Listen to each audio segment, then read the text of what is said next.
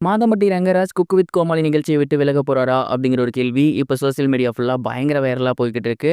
அது என்ன அப்படிங்கிற கம்ப்ளீட் டீட்டெயில தான் இந்த ஒரு வீடியோவில் நம்ம பார்க்க போகிறோம். பிரபல நடிகரும் சமையல் கலை வல்லுநருமான மாதம்பட்டி ரங்கராஜ் ரீசெண்டாக அவரோட சோசியல் மீடியா பேஜில் போஸ்ட் ஒன்று ஷேர் பண்ணியிருந்தாரு. அந்த ஒரு போஸ்டரில் பார்த்தீங்கன்னா hour cook with Comali season 6 பற்றி ஏகப்பட்ட விஷயங்கள் பேசியிருந்தாரு. குறிப்பாக அவர் என்ன சொல்லியிருந்தாரு அப்படின்னா, இந்த ஒரு சீசன் என்னால் மறக்கவே முடியாது. இந்த சீசனில் இருக்க எல்லாருமே என் கூட அவ்வளோ க்ளோஸாக இருக்காங்க. குறிப்பாக நான் தான் இந்த ஷோக்கு ஜட்ஜ். பட் அவங்க என்னை எப்போதுமே ஜட்ஜ் பண்ணதே கிடையாது. அந்த அளவுக்கு என் கூட உறுதுணையா இருக்காங்க. இந்த பில்லர்ஸா இருக்காங்க அந்த ஷோக்கு. இந்த மாதிரியான நபர்கள் கிடைக்க நான் குடுத்து வச்சிருக்கணும் அப்படின்னு ரொம்பவே எமோஷனலா அவரோட சோசியல் மீடியா பேஜ்ல போஸ்ட் போட்டிருந்தாரு. இந்த ஒரு விஷயத்த பார்த்துட்டு ரசிகர்கள் எல்லாருமே பயங்கரமா ஷாக் ஆகிட்டாங்க. அவங்க என்ன சொல்லி வந்துட்டு இருக்காங்க அப்படின்னா, பொதுவா ஒரு சீசன் முடிஞ்சாதான் இந்த மாதிரியான போஸ்ட்லாம் வந்து ஷேர் பண்ணுவாங்க. பட் இந்த சீசன்ல இருக்கும்போதே இவர் இந்த மாதிரி ஷேர் பண்றாரு. அப்பனா இந்த சீசன்ல இவர் இதுக்கப்புறம் தொடர மாட்டாரா? பாதியில எதுவும் விலக போறாரா? அப்படிங்கிற ஒரு கேள்வி எழுந்திருக்கு.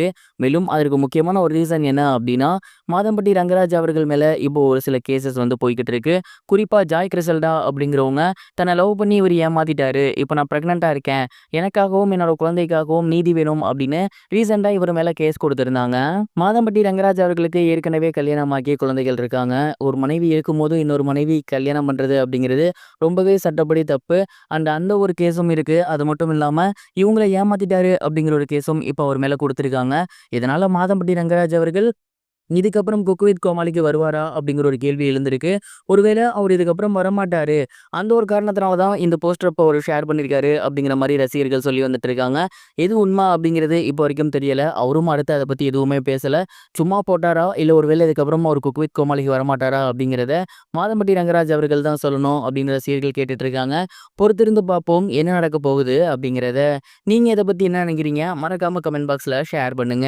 இது ஒரு புறம் இருக்க, நடிகர் ஜெயம் ரவி அவர்களுக்கு 2 நீதிபதிகள் கொண்டு அவரோட வழக்குகளை விசாரிக்க போறாங்க அப்படிங்கிறது தெரிய வந்திருக்கு. ஜெயம் ரவி அவர்கள் ஒரு படத்தோட ப்ரொடக்ஷன்ல நடிக்கிறேன் அப்படின்னு ஒத்துக்கிட்டு கிட்டத்தட்ட 15 கோடி ரூபாய் அட்வான்ஸா வாங்கியிருந்தாரு. அதுக்கப்புறம் பார்த்தீங்கன்னா அந்த ஒரு பணத்தை அவர் கொடுக்கல. இது மட்டும் இல்லாம அவங்களுக்கு அட்வான்ஸையுமே பார்த்தீங்கன்னா திருப்பி கொடுக்காம இத்தனை வருஷமா இழுத்தடிச்சிருக்காரு. இதனால அவர் மேல கேஸ் போட்டிருந்தாங்க.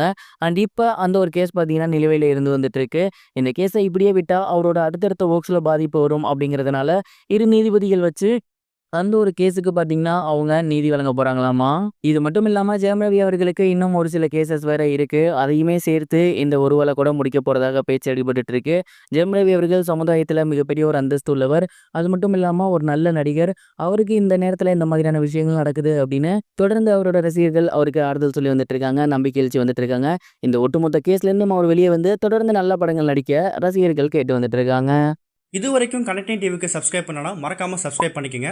உடனடி அப்டேட்ஸ் பெறுவதற்கு நோட்டிஃபிகேஷன் பெல்லையும் கிளிக் பண்ணிக்கங்க.